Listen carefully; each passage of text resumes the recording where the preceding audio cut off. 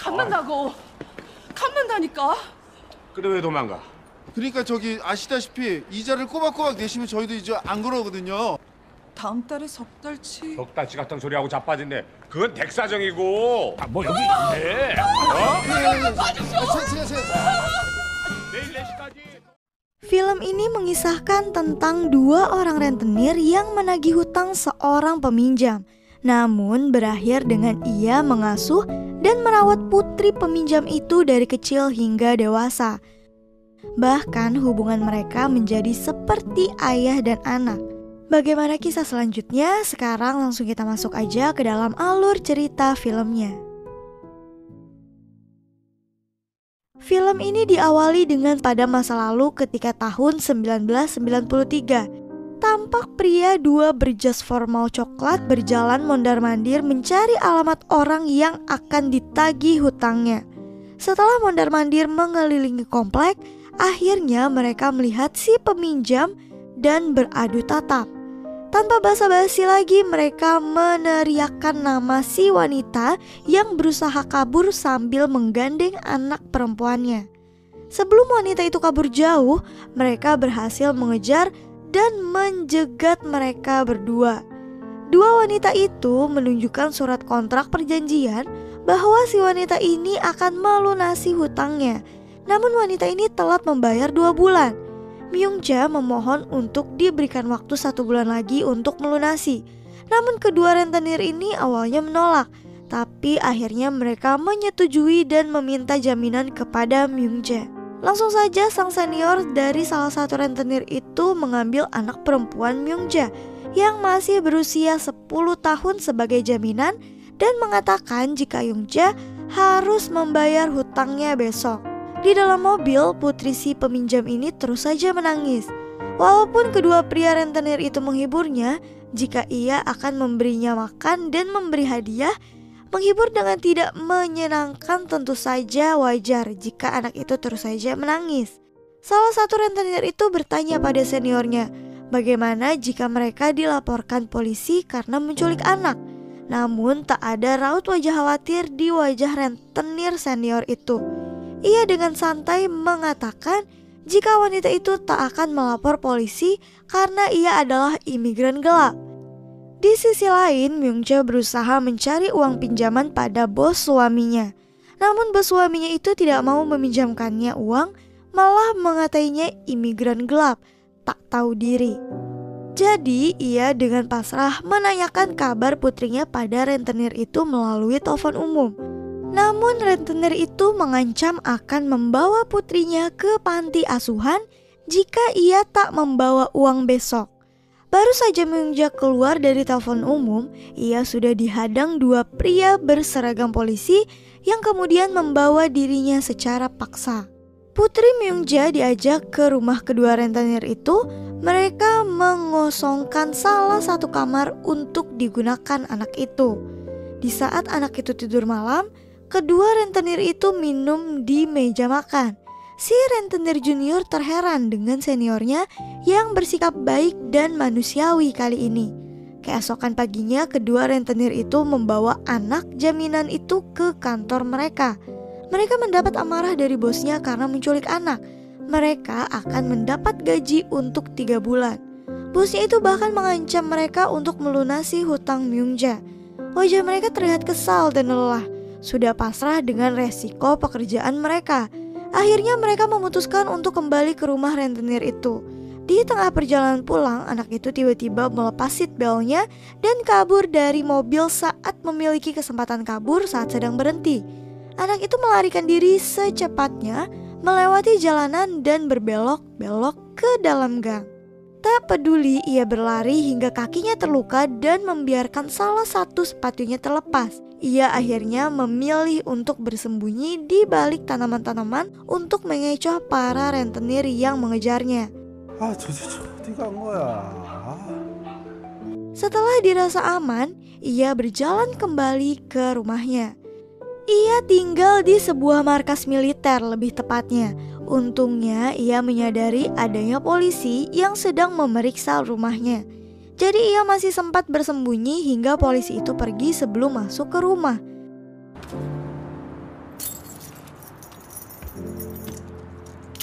Ia mengambil stok persediaan makanan di kulkasnya yang hanya tinggal sebuah roti dan susu. Ia memakan makanannya dalam tangisannya. Ia merindukan ibunya. Pria rentenir senior itu mendatangi kantor polisi dan menemukan Myung-jae yang sedang ditahan karena akan dideportasi ke Tiongkok bersama imigran gelap lainnya. Myung-jae berbicara pada rentenir itu jika paman anak itu yang akan membayar hutangnya dan merawat anak itu. Myung-jae juga memberikan sebuah foto dirinya bersama putrinya, juga sebuah alat komunikasi yang berupa alat rekaman yang akan dikirimkan dan diakses lewat kode. Di sisi lain, anak perempuan itu sudah menyiapkan tas yang besar melebihi tubuhnya untuk meninggalkan rumah mencari ibunya.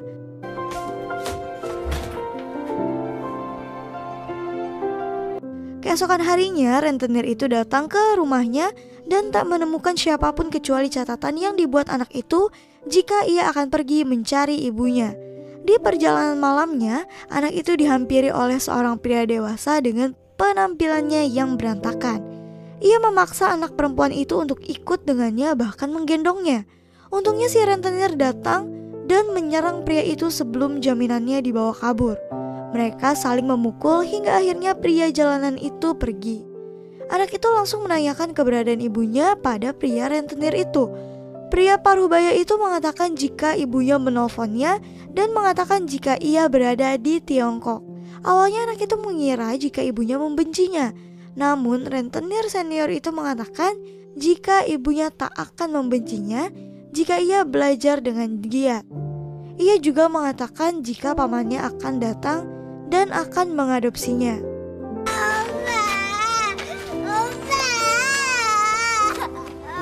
Untuk sementara waktu, anak itu akan tinggal bersama rentenir hingga pamannya menjemputnya. Di rumah rentenir itu, anak perempuan jaminan itu membersihkan rumah rentenir itu dengan senyuman yang terlukis di bibirnya. Ia juga mengambilkan minuman untuk paman rentenir itu.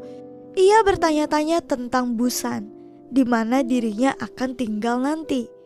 Paman rentenir itu juga mengatakan dengan antusias jika ia akan diadopsi oleh keluarga kaya. Gak lama paman itu menelpon dan mengatakan jika ia akan membayar dan menjemput. Namun sebelum itu ia meminta pada rentenir itu agar ia mengajak anak itu pergi bersenang-senang dulu ke Seoul dan memberikannya baju yang bagus.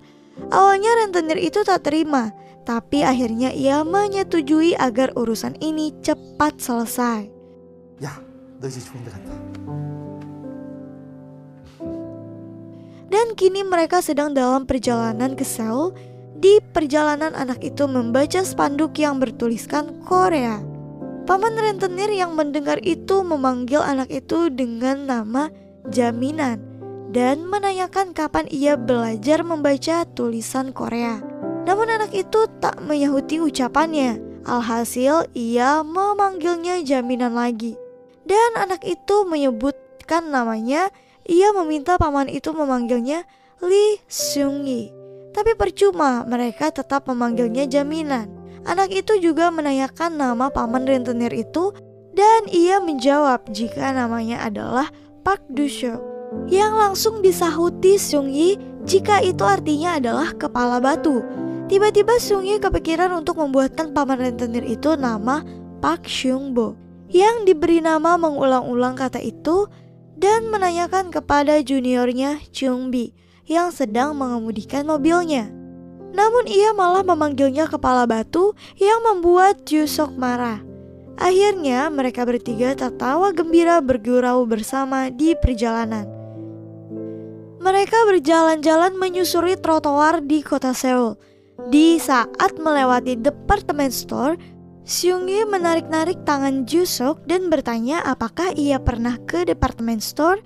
Lantas Ju-seok mengatakan jika dirinya pernah ke department store dan mengajak Seung-yi ke department store karena ia masih memiliki banyak uang. Mereka mampir ke toko baju dan memilih-milih baju yang bagus, namun harganya mahal sekali. Bahkan Jong-bae rela berjualan baju dengan seorang ibu-ibu demi mendapatkan baju Seung-yi.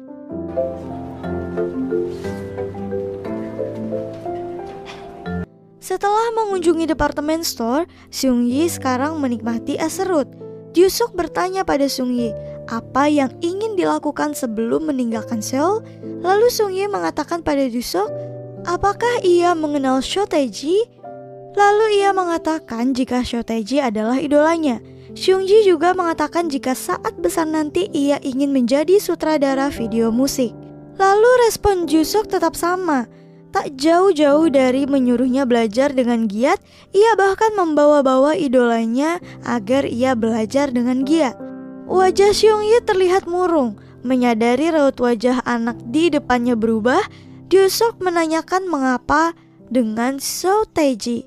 Dengan senyuman Seung-yi mengatakan jika idolanya itu kini sedang mengadakan konser dan ia ingin menghadirinya. Dan kini Seung-yi sedang berada di belakang kerumunan orang yang meneriakkan nama Seo Tae-ji. Ia menonton konser idolanya digendong oleh Cheong-bae, si rentenir junior. Seung-yi merasa sangat senang. Ia mengantri selama 2 jam untuk mendapatkan CD idolanya. Yang tentu saja CD itu dijual pastinya. Awalnya Jusuk memaksa agar orang itu memberikannya satu saja. Namun bersikeras berdebat, tentu akhirnya ia dibayarin lagi oleh Jusuk.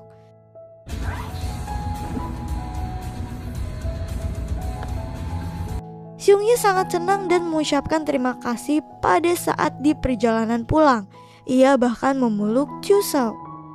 Saat di rumah, mereka membuat ala-ala kue tart dari makarun untuk merayakan perpisahan dengan Seung-yi. Anak itu terang-terangan jika ia merasa sedih karena berpisah, walaupun harusnya sekarang ia senang karena bebas dari 2 rentenir itu.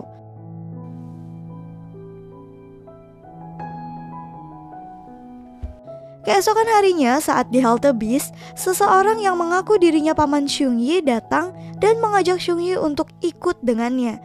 Namun Seung-yi menyembunyikan dirinya di belakang Jusuk saat orang itu mengajaknya. Agak janggal bagi Jusuk. Pasalnya orang yang mengaku paman Seung-yi ini bahkan tak tahu nama keponakannya. Sebelum mengembalikan Seung-yi pada keluarganya, Jusuk membuat kontrak perjanjian. Mereka menandatangani kontrak itu, lalu Jusuk memberikan sebuah foto yang dititipkan Myung-jae kepada Seung-yi. Jusuk juga memastikan bahwa anak itu tahu kode pagarnya, alat komunikasi rekaman yang bisa diakses lewat kode. Paman Seung-yi pun membawanya pergi, namun pandangan Seung-yi tak bisa lepas dari Jusuk, seperti tak ingin meninggalkannya. Seung-yi pergi dengan bis. Ia melambaikan tangan kepada Jusuk. Wajahnya tak menunjukkan kebahagiaan seperti saat ia tahu pamannya akan menjemputnya kemarin. Jusuk hari ini seperti tidak mood untuk bekerja dan menagih hutang para peminjam. Ia menyuruh Jung-bi untuk menagihnya sendirian. Ia beralasan jika besok ia yang akan melakukannya. Walaupun begitu, tentu saja Jung-bi tahu apa penyebab seniornya ini mut-mutan. Ia langsung mengatakan jika lebih baik seniornya itu mengirimkan pagar atau pesan suara untuk si jaminan. Karena gengsinya lebih tinggi dari Jusuk, hanya marah kepada Jung-bi dan menyuruhnya bergegas untuk menagih hutang. Walaupun Jusuk tadi marah kepada Jung-bi karena menyuruhnya mengirim pesan untuk jaminan itu, toh kini ia juga melakukan apa yang disarankan Jung-bi. Dalam pesan suaranya, ia menanyakan kabar Seung-yi. Apakah ibu barunya itu baik hati? Apa pekerjaan ayahnya? Bagaimana sekolahnya dan teman-temannya? Dan yang terakhir, ia menanyakan apakah Seung-yi rindu padanya. Ia menertawai dirinya sendiri, lalu menekan tombol pada telepon umum yang membuat alat itu berbunyi rekaman selesai. Lalu saat malam hari di rumah Jusuk, menelpon rumah paman Seung-yi. Telepon darinya diangkat oleh seorang wanita, yaitu istrinya Choi Byung-dal, paman Seung-yi. Jusuk menanyakan pada wanita itu apakah Byung-dal di rumah. Namun wanita itu mengatakan jika suaminya tak pernah pulang sepanjang tahun. Sambungan telepon pun ditutup. Di sisi lain, istrinya Byung-dal menemui suaminya yang sedang makan. Wanita itu menduga jika suaminya ini bermasalah. Namun Byung-dal malah memarahi istrinya.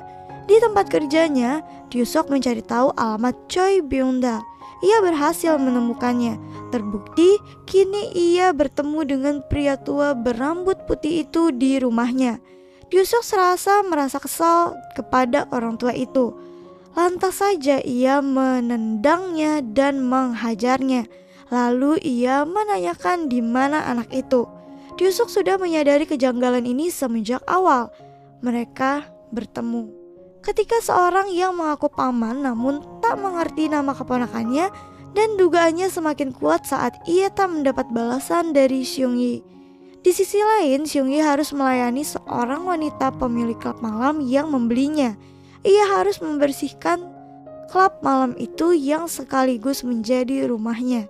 Ia diperlakukan seperti seorang pembantu ketimbang seorang anak. Setelah menyelesaikan tugasnya, ia bertanya pada ibunya yang baru kapan ia mulai bersekolah. Namun ibu barunya itu mengatakan jika sekolah tidak menerima murid baru. Ia mengambil telepon milik ibu barunya dan menekan kode pagar, lalu mengirimi ibunya pesan suara.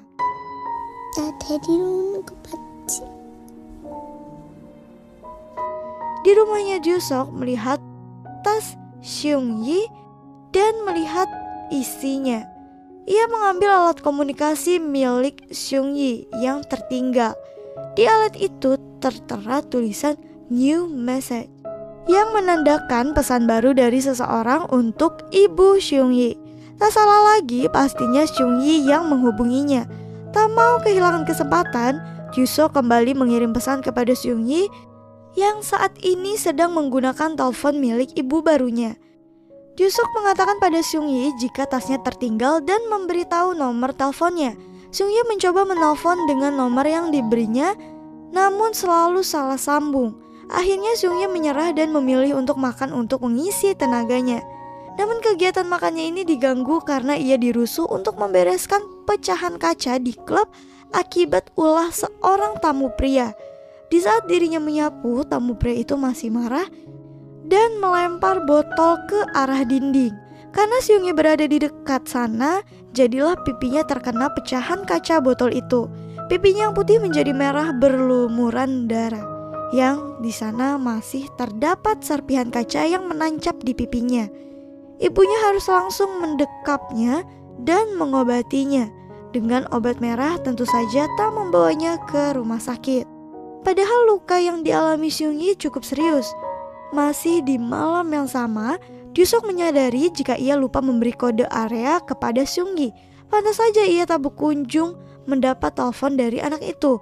Ia kembali mengirim pesan suara pada Seung-yi dan mengatakan nomor telepon lengkapnya. Ryusok setia menunggu telepon rumahnya berdering, hingga akhirnya yang ditunggu pun tiba. Seung-yi menelponnya. Seung-yi menelpon Ryukso sambil menangis. Mendengar tangisan di seberang sana, langsung ia menanyakan alamat rumah Seung-yi sekarang. Seung-yi pun memberitahukan pada Ryukso jika ia tinggal di sebuah klub malam bernama Cha-Cha-Cha di kota Busan. Mengetahui Seung-yi tinggal di klub malam, Ryusok langsung bergegas menuju ke lokasi yang disebutkan Seung-yi. Ketika menemukan klub malam itu, ia dapat melihat Seung-yi yang sedang menangis dengan kapas bercak merah darah di pipinya. Ryusok langsung memecahkan kaca klub malam itu sambil mengambil Seung-yi yang tak peduli bagaimana tangannya terluka nanti. 얼굴에 그래 누가 그랬어?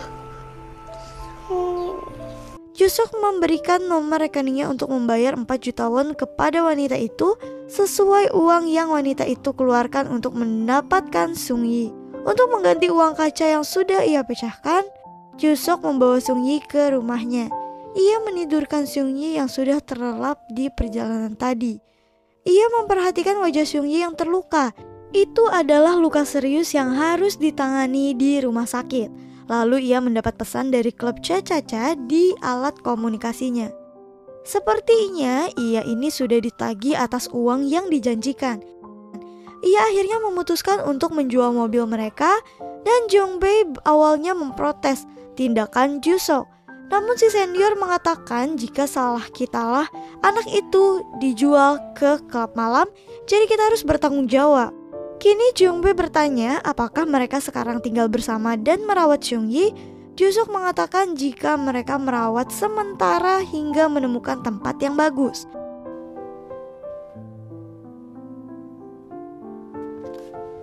Jusuk membawa Seunggi ke rumah sakit untuk mendapatkan penanganan atas lukanya. Seunggi harus dioperasi dengan biaya yang sangat mahal, yaitu 850.000 won. Karena luka Seunggi akan meninggalkan bekas, jadi ia harus dioperasi agar lukanya tak meninggalkan bekas. Di saat Jusuk berusaha mendaftarkannya sekolah, namun semua sekolah menolaknya karena ia bukan warga negara Korea. Mau gak mau ya, ia harus menjadi anak angkat Jusuk sebagai formalitas agar ia bisa bersekolah. Namun tentu saja awalnya ia tak mau, namun Jungbae berhasil membujuknya. Alhasil ia mau saja diangkat oleh Jusuk sebagai anak angkatnya. Di sekolah Seunggi mendapatkan banyak teman di sekolah dasar. Bahkan ia termasuk murid terpintar yang terbukti dengan nilainya yang sempurna. Jusuk dan Jungbae merasa senang dan bangga terhadap Seunggi. Mereka bertiga bahkan berpelukan dengan bahagia atas keberhasilan Seunggi. Jusuk senantiasa menyiapkan makanan untuk Seunggi saat dirinya belajar di malam hari sebagai bentuk dukungannya. Jusuk melakukan itu secara konsisten hingga Seunggi menginjak usia dewasa. Begitu pula dengan Jusuk mengantarkan Seunggi pergi dan pulang sekolah. udah 알았어. 나보야, 우리 맛있는 거 먹으러 갈까? Bahkan ketika hari ujian Seunggi tiba, Jusuk rela menunggu Seunggi di depan pagar sekolah sambil menahan dinginnya hari bersalju. Hingga kini Seunggi menempuh pendidikan kuliahnya, ibu Myungja menghubunginya. Ia mengatakan jika Myungja sedang sakit sekarang dan ingin bertemu anaknya. Jusuk menuruti keinginan Myungja dan membawa Seunggi pergi ke Tiongkok untuk menemui ibunya. Ketika sampai di rumah ibunya, Seunggi disambut oleh pelukan hangat neneknya yang melepas rindu. Akhirnya kini Seunggi bertemu ibunya setelah sekian lama mereka berpisah.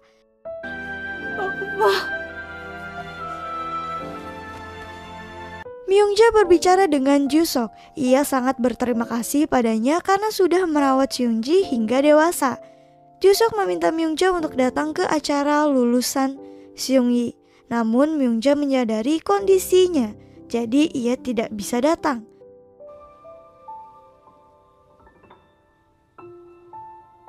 Setelah mereka kembali ke Korea, Jusuk mencari-cari tentang ayah kandungnya Seunggi dan mempertemukan mereka di sebuah kafe mewah.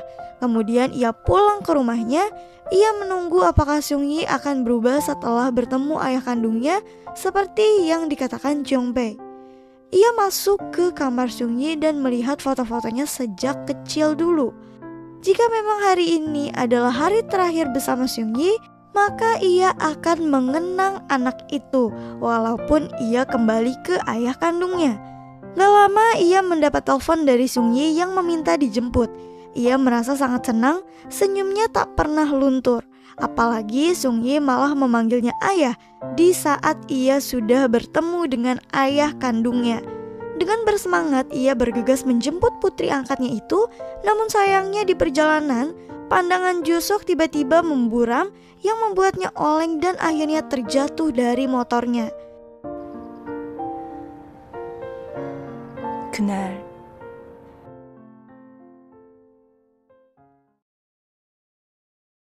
Kembali ke masa yang sekarang, di saat Seunggi kembali ke kantor polisi dan mencari nama Park Seung-bo, ia tiba-tiba mengingat nama yang pernah dibuatkannya untuk paman rentenir yang merawatnya hingga dewasa itu. Polisi itu mendapatkan informasi jika Park Seung-bo kini tinggal di panti jompo. Dengan bergegas, Seunggi dan Jungbae mendatangi panti jompo itu. Pengurus di sana memberitahu jika Park Seung-bo ditemukan kecelakaan sepeda motor 10 tahun yang lalu dan dokter berkata jika ia menderita infark otak sejak lama dan saat itulah yang membuatnya kecelakaan. Dan benar saja, kini di depan mereka seorang Park Jusuk, paman rentenir yang melawat Seunggi, kini tatapannya kosong. Ia terlihat sangat tua sekarang dengan rambutnya yang berwarna putih. Jusuk tak mengenali Seunggi dan Jungbae. yang membuat mereka menangis. Namun Jusuk mengingat si jaminan yang mengambil pemutar CD yang pernah dibelikannya untuk Seunggi, namun menyembunyikannya saat Seunggi akan mengambilnya. Walaupun Jusuk tak mengingatnya, Seunggi akan merawat Jusuk hingga ia teringat lagi. Seunggi mengatakan jika sekarang Jusuk adalah jaminannya sekarang, lalu ia memeluknya. Dan film pun selesai. Mohon maaf apabila ada kesalahan dan kekurangan dalam video ini. Terima kasih.